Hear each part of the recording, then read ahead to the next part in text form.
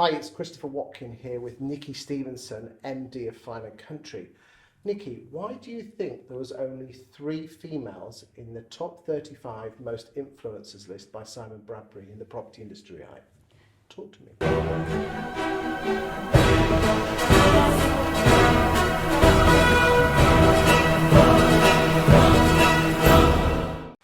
Interesting question, Chris. Why was there only 3 female leaders? I was in it. I'm very grateful. Okay. Yes, it's nice to be recognised. Okay. So thank you, Simon, Sally Dawson, and Katrine. Yes. I think it is a really interesting question. I think the simple fact is that there's not many senior females in the industry. I mean, you are an exception to the rule. And the fact is that you are running a very large organisation, Fine & Country, well deserved, by the way. Thank you. But what is the issue? Where do you think the issue is?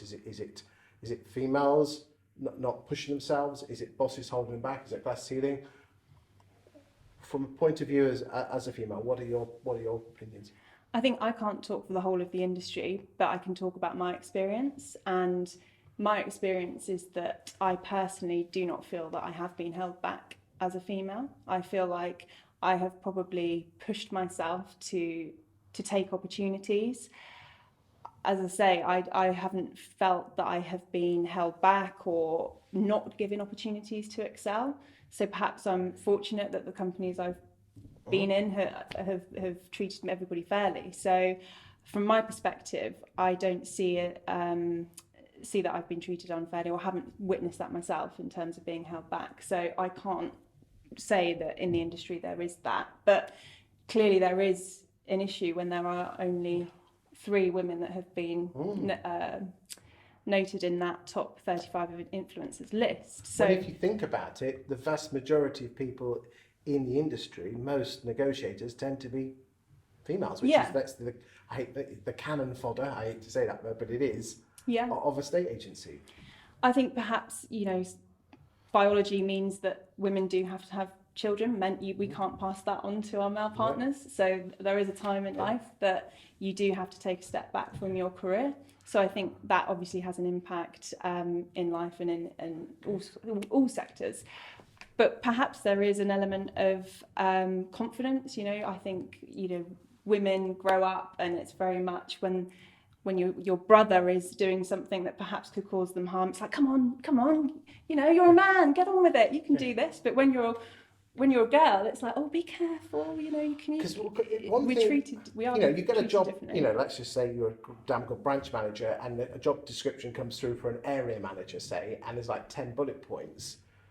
If a man's got 6 of them, he'll say, oh, I'll wing it and don't worry about the other 4. Well, a female might see, I've got 9 of them, but hasn't got the 10 and might just hold themselves back. Do you think it could be that, and again, I know you can't talk for all females in the estate agency industry, but do you think there could be a certain element of that?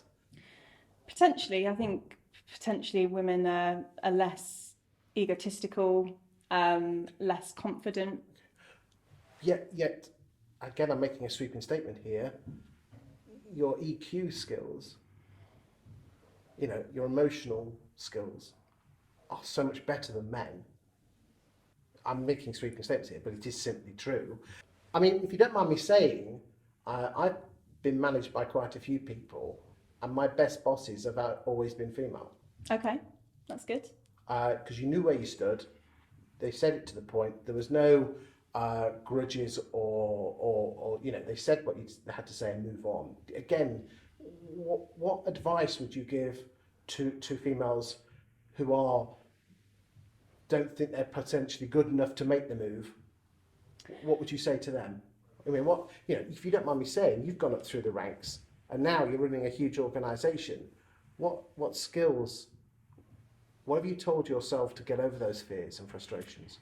I think I'm very conscious of my unconscious mind, and I think everybody has, it's going to sound crazy, I'm sure, but those voices in your head, and it's that imposter syndrome of, oh gosh, I couldn't do that, I'm not capable of that.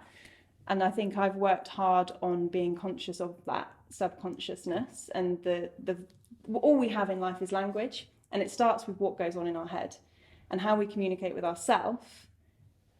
impacts how we act, and that impacts how we communicate. And so it all has to start internally.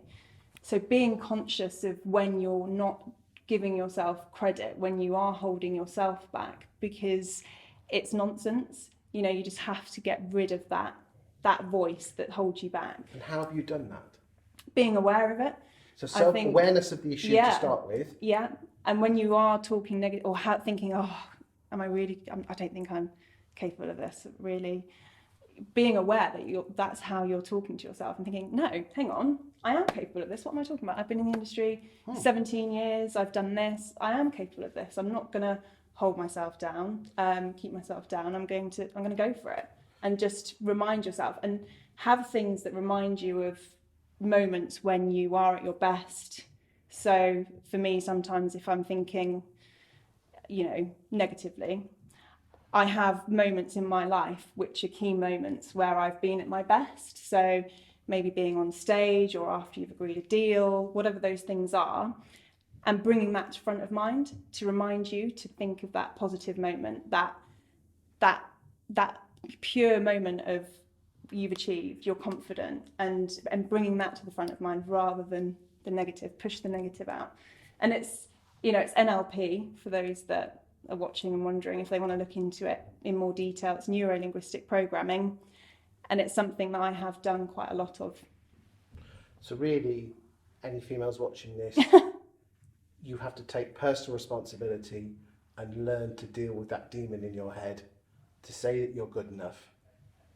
Because let's be honest, when, you know, my missus, when she puts her mind to it, she's, you know, she's amazing. And use the skills that God gave you with your remote EQ skills. You talk to yourself and drive yourself forward and teach these men that you know what you mean business. Is that about right? Yeah, and it's not to say that every female has that, because there's so many confident women out there.